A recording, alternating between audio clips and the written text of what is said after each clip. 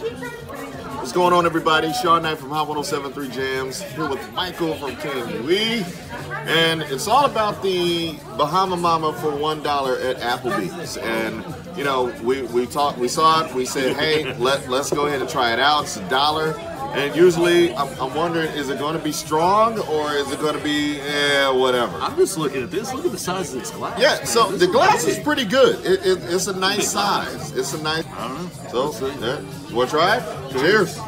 It's the weekend. I'm going to use a straw. I don't give a crap.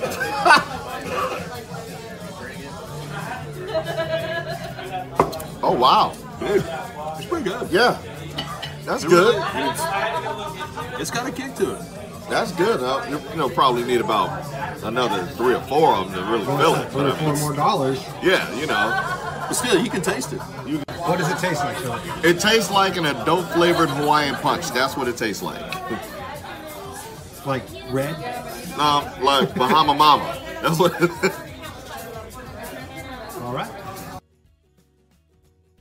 All right, guys. So, would you recommend getting one? If you have a date, yes. Because I usually would like a beer or, you know, some whiskey or something. A little bit stronger than that, but you can't go wrong with $1. So, you know, I would definitely do this again for like a date, or if I'm short on, if I got $5 in my pocket. So, you know. I don't know if I'll be like Sean, recommend a date with $1 drink, but I don't know. It just depends. Look.